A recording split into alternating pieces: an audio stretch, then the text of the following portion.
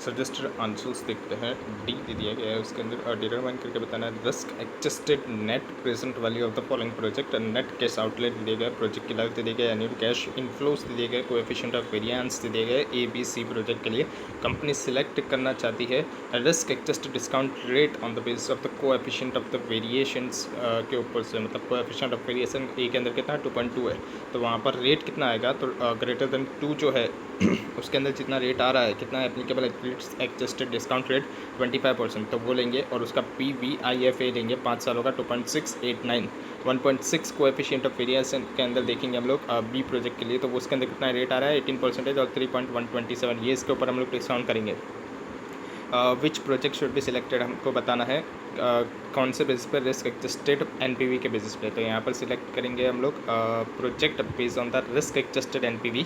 यहाँ पर coefficient variance अगर 2.2 है, 1.6 और 1.2 है, तो एप्लीकेबल रेट कितना लगेगा 25, 18 और 16, जो कि मैंने बताया आपको फाइंड आउट कैसे करना है। एनुअल कैश इनफ्लोस कितना लगेगा 30,000, 42,000 एंड 70,000 जो कि हमको दिया गया है, उसको मल्टीप्लाई करेंगे रिलेवेंट PVIFA तो 25% का कितना था, तो 2.689 था, तो उससे मल्टीप्लाई करेंगे 30,000 को तो 80,670 आ जाएगा।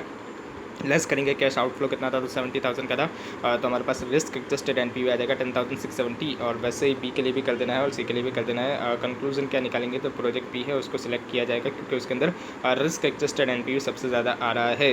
कितना आ रहा है 11,334 आ रहा है। बाकी ए और सी के अंदर देखेंगे तो 10,670 और 9,180 आ रहा है, इसलिए मतलब सबसे हाईएस्ट किस में आ रहा है, तो बी के अंदर आ रहा है, इसलिए बी को सिलेक्ट कर लेंगे।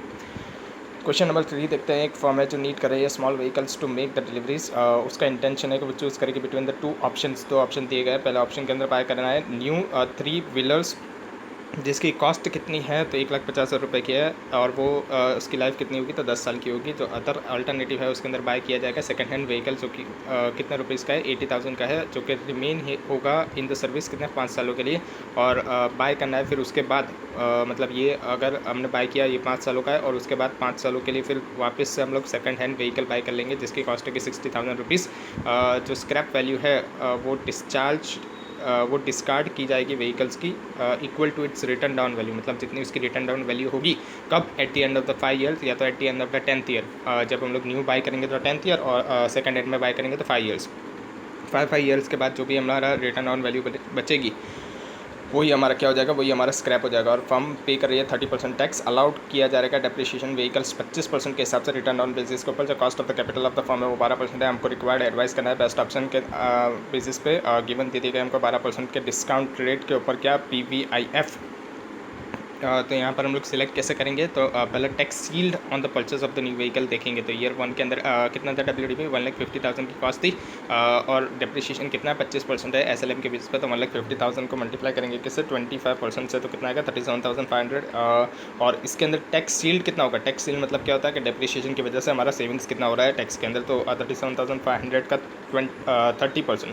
37,500 का 30% हमको सेव हो जाएगा टैक्स के अंदर, मतलब 11,250 का हमारा सेविंग्स हो जाएगा। सेकंड ईयर के अंदर देखेंगे, सेकंड ईयर के अंदर WDP कितना आएगा 1,50,000 में से माइनस करेंगे, और 37,500 तो कितना आएगा 1,12,500, इसका 25% करेंगे, इसका 25% कितना आता है, तो 28,125 आएगा, और 28,125 का 30% करेंगे जो कि हमारी टैक्स सेविंग हो गई, तो वो कितना आएगा 8,437, और फिर 1,12,500 में से माइनस करेंगे 28,125, तो 84,375 का हमारे रिटर्न ऑफ वैल्यू आ गया थर्ड ईयर के अंदर। उसके अंदर से 25% डेप्रिसिएशन निकालेंगे तो 84,375 का 25% करेंगे तो 21,094 आ गया। इसका 30% करेंगे तो कितना आएगा हमारा टैक्स सेल 6,328 आएगा, और वैसे 84,375 में से माइनस करेंगे 21,094, तो 63,281 आ जाएगा हमारा फोर्थ ईयर के अंदर रिटर्न ऑन वैल्यू। वैसे ही करते जाना 10th ईयर तक का, और 10th ईयर के अंदर जो भी हमारा बचेगा रिटर्न डाउन वैल्यू वो हमारा क्या हो जाएगा, हमारा स्क्रैप हो जाएगा 11th के लिए। मतलब कितना आ रहा था यहाँ पे 11,263 में से माइनस करेंगे 2,816, मतलब कितना 8,447, ये 8,447 11th ईयर के अंदर का क्या हो जाएगा, स्क्रैप हो जाएगा। टैक्स सील देखते हैं परचेज अगर हम लोग करते हैं सेकंड हैंड व्हीकल्स, तो क्या आएगा, तो फर्स्ट ईयर से लेकर 10th ईयर तक का लिखेंगे। यहाँ पर क्या रिटर्न डाउन वैल्यू आ जाएगी 80,000, क्योंकि पहले हमारे कितने की थी 80,000 क्या था सेकंड हैंड व्हीकल, और फिर 5th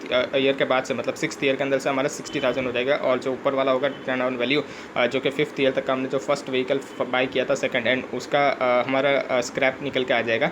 तो यहाँ पर देखेंगे 80,000 को मल्टीप्लाई करेंगे 25% डेप्रिसिएशन से, तो 20,000 आ जाएगा। माइनस करेंगे 80,000 में से 20,000, 60,000 की हमारी सेकंड ईयर के अंदर रिटर्न ऑन वैल्यू आ गई, और 20,000 का 30% करेंगे तो 6,000 का हमारा टैक्स सील आ गया, और 60,000 में को मल्टीप्लाई करेंगे 25% तो 15,000 का हमारा डेप्रिसिएशन आ गया। 60 में से 15 माइनस करेंगे तो 45,000 का हमारा थर्ड ईयर के अंदर रिटर्न ऑन वैल्यू आ गया, और 15,000 का 30% करेंगे तो हमारा वो क्या गया, टैक्स सील 4,500 की आ गई। वैसे ही करते जाना फिफ्थ ईयर तक। तब फिफ्थ ईयर का रिटर्न ऑन वैल्यू 25,313 है, उसको मल्टीप्लाई करेंगे 25% तो कितना आएगा 6,328 आ जाएगा। और 6,328 को मल्टीप्लाई किससे करेंगे 30% से, तो कितना आएगा हमारा 1,898 आ जाएगा। ये हमारा क्या गया, टैक्स सील आ गई।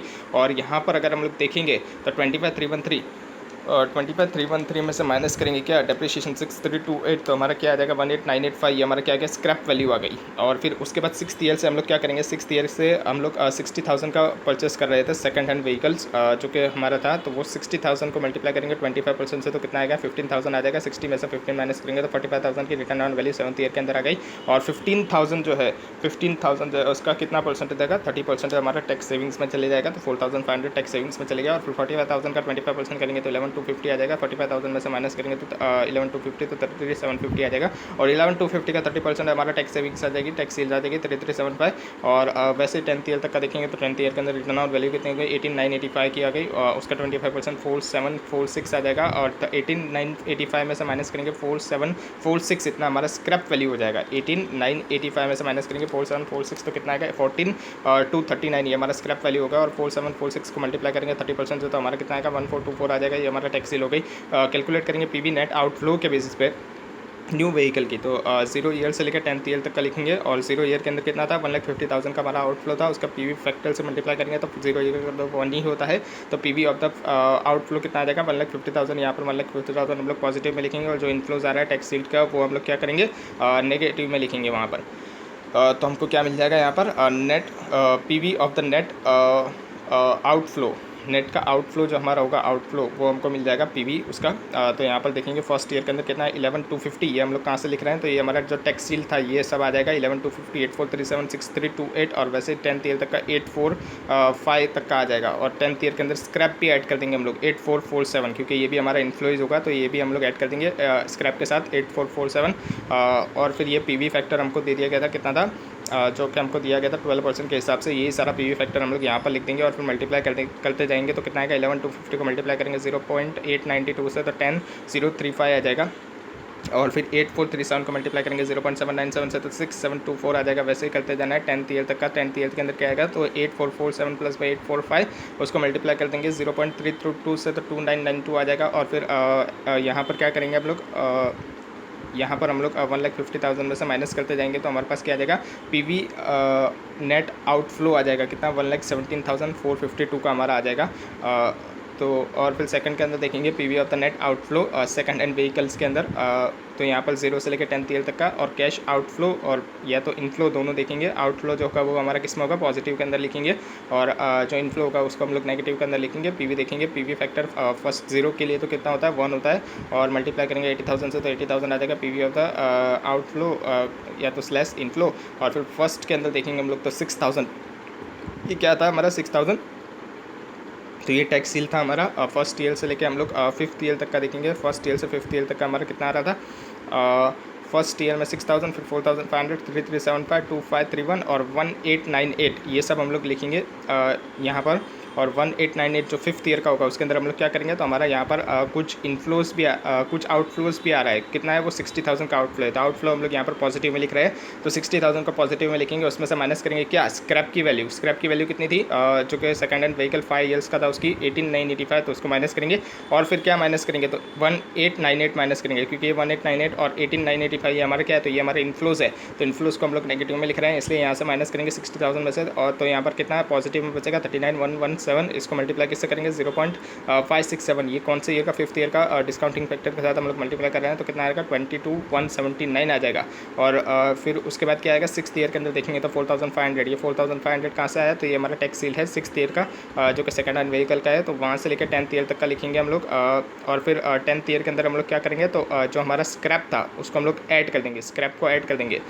स्क्रैप को कितना ऐड करेंगे 14,239, ये हमारा स्क्रैप था, ये हम लोग ऐड कर देंगे। और नेगेटिव के अंदर लिखेंगे 15,663, क्योंकि ये दोनों हमारा क्या था 14,204 और 14,239 ये हमारा क्या था, ये हमारा इन्फ्लोस था, तो इसको हम लोग नेगेटिव में लिख रहे हैं। 15,663 टोटल आ जाएगा, इसको मल्टीप्लाई कर देंगे 10th ईयर के डिस्काउंट फैक्टर के साथ, जो कि कितना था 0.322, मल्टीप्लाई करेंगे तो 5043 आ जाएगा। और फिर यहाँ पर हम लोग ऐड और लेस करेंगे, 80,000 में से माइनस करेंगे 352, फिर माइनस करेंगे 3587 और फिर प्लस कर देंगे और फिर माइनस कर देंगे सबको, तो हमारा कितना आ जाएगा present value of the net outflow 78,686 आ जाएगा। जो present value of the net outflow है वो लोअर है अगर हम लोग बाय करते हैं सेकंड हैंड व्हीकल, इसलिए हम लोग एडवाइस करेंगे कि सेकंड हैंड व्हीकल ही परचेस किया जाए। क्वेश्चन नंबर 4 देखते हैं। एक हॉस्पिटल है वो कंसिडर कर रही है परचेस करने के लिए डायग्नोसिस ऑफ द मशीन, जिसकी कॉस्ट 80,000 रुपीज़। प्रोजेक्ट की लाइफ जो है, मतलब मशीन की लाइफ जो है वो कितनी 8 साल की है। एक्सपेक्टेड सैलरी 6,000 का है eight the end of the 8 year. Annual operating cost जो है मशीन की वो कितनी है 7,500। एक्सपेक्टेड किया जा रहा है कि रेवेन्यू जनरेट करके देगी 40,000 पर ईयर के हिसाब से 8 सालों तक। प्रेजेंटली जो हॉस्पिटल है वो आउटसोर्स कर रही है डायग्नोस्टिक वर्क, जिसके अंदर से वो कमीशन की इनकम अर्न कर रही है कितना 12,000 पर एनम के हिसाब से। कंसिडर करना है टैक्स रेट 30% का है, डिस्काउंटिंग रेट 10% का। एडवाइस करके बताइए क्या प्रॉफिटेबल होगा हॉस्पिटल के लिए परचेस करने का मशीन, क्या मशीन परचेस कर ली जाए और ये जो कमीशन है ये ना दिया जाए, तो क्या ये एडवाइस किया जाएगा, ये प्रॉफिटेबल होगा, ये हमको बताना है और रिकमेंड करके बताना है। नेट प्रेजेंट वैल्यू मेथड से एंड पीआई मेथड से अगर दो सिचुएशन होती है, अगर कमीशन इनकम जो है वो 12,000 पर एनम के हिसाब से बिफोर टैक्स, और अगर कमीशन इनकम जो है वो 12,000 पर एनम के हिसाब से आफ्टर टैक्स, मतलब नेट ऑफ टैक्स दिया गया है। यहाँ पर 10% का हमको डिस्काउंट दे दिया गया है। तो हम लोग एनालाइज करेंगे इन्वेस्टमेंट डिसीजन, डिटरमाइन करेंगे कैश इनफ्लोज। 7th ईयर तक का हम लोग देखेंगे। तो सेल्स रेवेन्यू कितना है, तो 40,000 का है। दोनों सिचुएशन के अंदर अगर कमीशन इनकम बिफोर टैक्स होती है और अगर आफ्टर टैक्स होती है तो 40,000 का हमको रेवेन्यू आएगा हर साल। उसमें से माइनस करेंगे 7,500 का हमारा हर साल का ऑपरेटिंग का कॉस्ट लगेगा, तो हमारा कितना 32,500 बचेगा। इसमें से लेस करेंगे डेप्रिसिएशन कितना आएगा 80,000 में से माइनस करेंगे स्क्रैप, और फिर डिवाइड करेंगे नंबर्स ऑफ द ईयर से, वो कितना है 8 है, तो 80,000 में से 6,000 माइनस करेंगे, डिवाइड करेंगे 8 से, तो 9,250 आ जाएगा। ये दोनों के अंदर आएगा, माइनस करेंगे तो नेट इनकम आ जाएगा। इसमें से टैक्स लेस करेंगे 30% का, तो 23,250 का 30% करेंगे तो 6,975 दोनों में आ जाएगा। माइनस करेंगे तो ये आ जाएगा। इसके अंदर ऐड कर देंगे डेप्रिसिएशन 9,250 तो आ जाएगा हमारा cash inflow after tax per annum के हिसाब से 525 आ जाएगा दोनों के अंदर। और इसमें से लेस करेंगे कमीशन की इनकम, अब हमको तो मिल नहीं रही है। अगर आफ्टर टैक्स अगर बिफोर टैक्स होगी तो हमको टैक्स निकालना पड़ेगा। अगर बिफोर टैक्स होगी तो हमको टैक्स निकालना पड़ेगा, तो 12,000 में से टैक्स निकालेंगे, तो 12,000 में से माइनस करेंगे कितना 30% है, तो हमारा कितना आएगा 8,400 आ जाएगा। ये हमको लॉस होगा, इसलिए यहाँ से माइनस करना पड़ेगा। और सेकंड वाली सिचुएशन के अंदर जो कि आफ्टर टैक्स है उसके अंदर तो 12,000 पूरा निकल जाएगा। तो हमारे पास net cash inflows after tax per annum के हिसाब से कितना आएगा 17,125 और 13,525 आ जाएगा। और 8 ईयर के अंदर तो हमको सैलवेज ऐड करना पड़ेगा। तो ये जो हमारी इनकम आई 7th ईयर तक की पर एनम के हिसाब से उसके अंदर ऐड कर देंगे। सैलवेज ऑफ द मशीन कितना है 6,000 का है, तो हमारे पास 8 ईयर का कितना कैश इनफ्लोज आ जाएगा 23,125 और 19,525 आ जाएगा। कैलकुलेट करेंगे एनपीवी और पीआई के हिसाब से। तो present value of the cash inflows देखेंगे फर्स्ट से लेकर 7th ईयर तक का, उसको प्रीवी फैक्टर 10% का है और सम टोटल के साथ मल्टीप्लाई करेंगे तो वो कितना आ रहा है हमारे यहाँ पर तो 0.909 plus by 0.826 plus by 0.751 plus by 0.683 plus by 0.621 plus by 0.564 plus by 0.513 करेंगे तो कितना आएगा हमारा इज इक्वल्स टू करेंगे तो 4.867। यहाँ पे 8 ईयर तक का नहीं लेना है, यहाँ पर 7th ईयर तक का ही लेना है, क्योंकि यहाँ पर हमको 8 ईयर के अंदर सैलवेज ऐड करना पड़ेगा। इसलिए वहाँ पर हम लोग 8 ईयर का जो है उसको 8 ईयर के फैक्टर्स के साथ मल्टीप्लाई कर देंगे, जो कि 0.467 है। इसलिए यहाँ पर हम लोग कितना टोटल करेंगे, सिर्फ 7th ईयर तक का टोटल करेंगे तो वो 4.867 आ जाएगा। उसको मल्टीप्लाई करेंगे 17,125 से, और सेकंड सिचुएशन के अंदर 13,525 से, तो हमारे पास कितना आएगा 83,347.38 और सेकंड के अंदर 65,826.18 आ जाएगा। और फिर present value cash inflows 8th year का देखेंगे तो उसका फैक्टर कितना है 0.467 है, तो उसको मल्टीप्लाई कर देंगे 23,125 जो कि हमने फाइंड आउट किया था 8th ईयर का कैश इनफ्लोज, और सेकंड के अंदर 19,525 जो कि हमने फाइंड आउट किया था उससे मल्टीप्लाई कर देंगे तो हमारे पास कितना आएगा 10,799.38 9118 और फिर PV of the cash inflows total करेंगे तो कितना आ जाएगा 83,347.38 में ऐड करेंगे 10,799.38 तो 94,146.76 और सेकंड के अंदर क्या आएगा 65,826.18 को अंदर ऐड करेंगे 9,118.18 तो 74,944.36 आ जाएगा। इसमें से लेस करेंगे कैश आउटफ्लोज वो कितना था तो हमको बोला गया था कि 80,000 का है, तो माइनस करेंगे 80,000 दोनों के अंदर से। यहाँ तो फर्स्ट यहाँ तो 0 ईयर के अंदर ही कैश आउटफ्लो होता है, इसलिए यहाँ पर 1 से फैक्टर से मल्टीप्लाई करेंगे तो 80,000 डैश करेंगे तो एनपीवी कितना आ जाएगा 14,146.76 और सेकंड वाले के अंदर नेगेटिव आ रहा है 5055.64 और पीआई देखेंगे हम लोग तो 14,146.76 को डिवाइड करेंगे किससे, इनफ्लो से, आउटफ्लो से। ये हमारा एनपीवी था, एनपीवी को किससे डिवाइड करेंगे, एनपीवी को डिवाइड करेंगे हम लोग 14,146.76 को डिवाइड किससे करेंगे 80,000 से। सॉरी यहाँ पर हम लोग पीआई का क्या आता है, तो पीआई के अंदर हमारा आता है कैश इनफ्लोज जो प्रेजेंट वैल्यू होती है कैश इनफ्लोज, उसको किससे डिवाइड करते हैं हम लोग, present value of the cash inflows को कैश आउटफ्लोज से डिवाइड करते हैं। तो 146.76 को डिवाइड किससे करते हैं 80,000 से डिवाइड करते हैं, तो हमारे पास कितना आएगा 1.18 आ जाएगा। और वैसे ही 74,944.36 को किससे डिवाइड करते हैं हम लोग 80,000 से डिवाइड करते हैं, तो हमारा कितना आएगा 0.94 आ जाएगा। यहाँ पर हमने क्या किया, पीआई का फॉर्मूला लगाया। पीआई का फॉर्मूला क्या था, तो present value of the cash inflows को डिवाइड करना जाता है हमारा कैश आउटफ्लो से। Present value of the cash inflows कितना था 94,146.76, उसको डिवाइड किया गया था 80,000 से, तो हमारे पास 1.18 आ गया। और 74,944.36 को डिवाइड किया गया था 80,000 से, तो हमारे पास 0.94 आ गया। रिकमेंड क्या करेंगे, हॉस्पिटल को कंसिडर करना चाहिए, परचेस कर लेना चाहिए मशीन को, जो कि सिचुएशन 1 के अंदर होगा अगर तो, क्योंकि वहाँ पर कमीशन 12,000 बिफोर टैक्स है, एनपीवी जो है वो पॉजिटिव आ रहा है और जो पीआई है वो ग्रेटर आ रहा है 1 से। कॉन्ट्रारी अगर सिचुएशन 1 होती है, पीआई ग्रेटर देन 1 आ रहा है, कॉन्ट्रारी टू द सिचुएशन 1। अगर सिचुएशन 2 देखें हम लोग, अगर सिचुएशन 1 और 2 को कंपेयर करें तो कमीशन की इनकम जो है वो नेट ऑफ टैक्स है। इस वजह से जो रिकमेंडेशंस है वो रिवाइज्ड की जाएगी। अगर परचेस नहीं किया जाएगा मशीन्स को as an NPV is negative, अगर एनपीवी नेगेटिव है इसलिए हम लोग सेकंड वाली सिचुएशन को कंसिडर नहीं करेंगे। एंड जो पीआई है वो भी लेस देन 1 है। यहाँ पर क्या बोला जा रहा है कि हॉस्पिटल को परचेस कर लेना चाहिए डायग्नोसिस की मशीन, क्योंकि जो हमारा एनपीवी है वो पॉजिटिव आ रहा है और पीआई है वो ग्रेटर देन 1 आ रहा है। अगर सेकंड सिचुएशन के अंदर देखें अगर हम लोग, तो सेकंड सिचुएशन के अंदर अगर होगा, जो कि हमारा क्या था सेकंड सिचुएशन के अंदर आफ्टर टैक्स था, उसके अंदर अगर हम लोग देखें तो उस हिसाब से अगर होगा 12,000 का कमीशन, तो हम लोग को क्या परचेस नहीं करना चाहिए मशीन को। क्योंकि एनपी वहाँ पर नेगेटिव आएगा और पीआई जो है वो भी लेस देन 1 आएगा। यानी अगर फर्स्ट सिचुएशन होगा जहाँ पर कमीशन बिफोर टैक्स होगा, तो हम लोग को परचेस कर लेनी चाहिए डायग्नोसिस की मशीन। और अगर कमीशन जो है वो आफ्टर टैक्स होगा तो हमको डायग्नोसिस की मशीन परचेस करनी नहीं चाहिए, क्योंकि वहाँ पर एनपीवी नेगेटिव आ रहा है और पीआई लेस देन 1 आ रहा है।